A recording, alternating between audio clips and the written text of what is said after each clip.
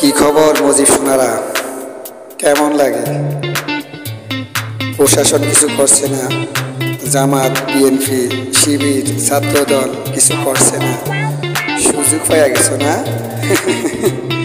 Jamaat Shibir BNP ছাত্রদল যদি প্রশাসনের সাথে নামে টঙ্গিপাড়া গোপালগঞ্জের অস্তিত্ব থাকবে না।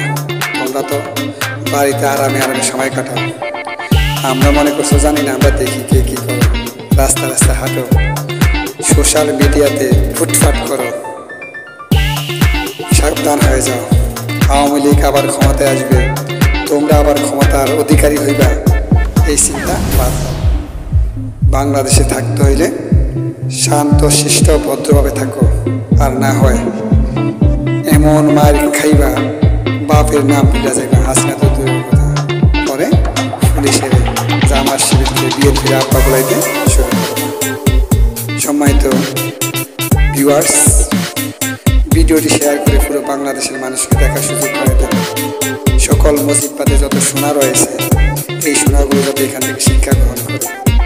আর এখন থেকে টঙ্গিপাড়া গোপালগঞ্জ যেখানে হোক, বাংলাদেশের এই দুই জেলা সহ যেখানে হোক, প্রত্যেক জায়গাতে আওয়ামী লীগকে যেখানে পাবেন সেখানেই গণধরাই দেবেন। ওদের কাজ ছাড় নয়। ওরা আজকে যে সাহস দেখিয়েছে, আমাদের জাতীয় বীর যারা 24 আন্দোলন করে বুকে রক্ত দিয়ে এই দেশকে বেশিরভাগ মুক্ত করেছে, সেই দল এনসিপির কেন্দ্রীয় নেতাদের হামলা করেছে। আমাদের গর্বের বাহিনী সেনাবাহিনী গুলি করেছে, পুলিশের উপর গুলি করেছে, বিজিবির উপর গুলি করেছে। এই সাহস তার কোথা থেকে রয়েছে? আমরা দেখতেছি তাদের ভারত বাস কীভাবে তাদেরকে বাঁচায়। আর বর্তমানে যে সমস্ত ভাইয়েরা চাঁদাবাজি করছে, দেশের মানুষের বিপক্ষে যাচ্ছেন, তারও সাবধান হয়ে যান। আগে দেশটাকে করেন, নিজে কিছু করেন, দল থেকে খাওয়ার চিন্তা বাদ দেন, বসে বসে খাওয়ার চিন্তা বাদ দেন, চাঁদাবাজি করে খাওয়ার চিন্তা বাদ দেন, নিজে কর্ম করে খান, নিজেরা শান্তিতে থাকুন, দেশের মানুষকে শান্তিতে রাখুন। সকল মানুষ আপনাদেরকে শ্রদ্ধা করে স্মরণ করতে ভালো থাকবে।